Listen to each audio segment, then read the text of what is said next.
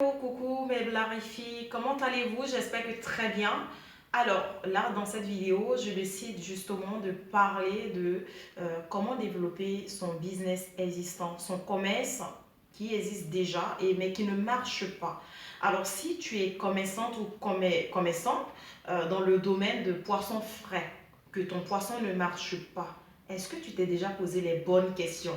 Justement, peut-être que non, mais pose-toi les bonnes questions de savoir pourquoi est-ce que je vends mon poisson, mais mon poisson ne marche pas, pourquoi les clients ne viennent plus. Quand tu vas te poser les bonnes questions, tu vas comprendre pourquoi les gens ne viennent plus. Ou alors, si tu n'as pas la réponse, tu peux leur poser la question à tes clients de savoir pourquoi est-ce qu'ils ne viennent plus chez toi, mais désormais ils vont dans d'autres endroits où ils vont l'acheter peut-être plus cher. Je pense que déjà pour que ton commerce, comme tu es commerçant, on va dire, de poissons frais, il faut que tu aies une hygiène irréprochable. Il faut que tes poissons soient très très frais. Il faut qu'ils soient bien encadrés dans une glacière vitrée avec des glaçons pour que ça rassure déjà les clients que voilà, toi tu vends des produits qui sont très frais, qui ont été pêchés peut-être hier ou que tu allais les chercher, mais que tu les gardes aussi au frais afin que les gens n'aient pas d'intoxication au niveau de leur estomac tout simplement. Donc, si tu n'as aucune idée de comment tu peux t'y prendre, en tout cas, je t'invite à aller voir la précédente vidéo que j'ai fait justement sur l'hygiène dans nos marchés en Afrique. Alors, je pense déjà pour développer ton commerce, il faut que tu t'entoures des gens bien.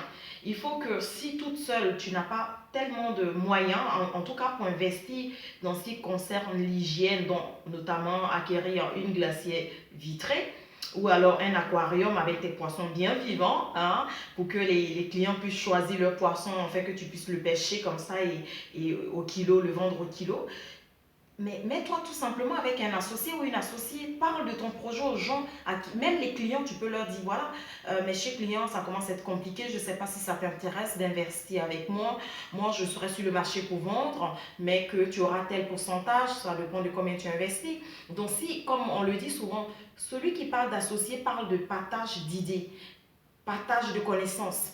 Ça veut dire, il peut aussi te donner des conseils parce que très souvent, ton associé n'est pas sur le même terrain que toi, mais peut t'apporter des idées et ou alors te mettre en contact avec des gens, franchement, pour pouvoir vraiment évoluer. Donc, pour ne pas que cette vidéo soit très longue, en tout cas, ce que je décide en tout cas de te donner comme idée ici, c'est qu'il faut aussi que tu aies le numéro de tes clients. Il faut de la valeur ajoutée, dans le sens où si tu as le numéro de tes clients, tu peux, si tu as envie en tout cas, de cibler les boss de ton quartier, comme je te dis, si tu as la glacière, tu as tout ce qu'il faut, les éléments que je t'ai cités, et que tu as le numéro dans un carnet, dans un cahier, c'est comme tu veux, tu leur proposes de venir leur livrer des poissons très frais chez eux à la maison, avec un autre service, le nettoyage, tu le vides, tu fais ci, tu fais ça, tu les emballes bien et tu vas le livrer. Et en plus de cela, tu rajoutes par exemple que voilà, moi je viens vous livrer vos poissons, les crabes, les crevettes, ça dépend de ce que tu gagnes selon le pêcheur en tout cas, ce que tu peux aller avoir comme produit ce jour-là, et d'accompagner avec quelques idées de légumes que toi-même tu les sélectionnes très bien choisis, et les boss, tu pourras aller faire le petit panier en tout cas, et tu leur dis voilà, aujourd'hui j'ai ramené tel fruit de mer, mais comme ça se mange avec telle chose, je me suis permis de vous prendre ça, et tu leur fais la facture.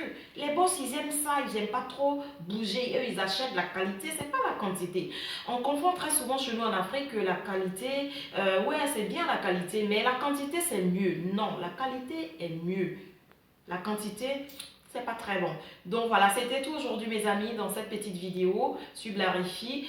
N'hésitez pas à vous abonner et à laisser des petits pouces en l'air s'il vous plaît pour encourager votre chère Blarifi. Voilà, donc c'était fait. Des bisous, je vous dis à bientôt. Au revoir.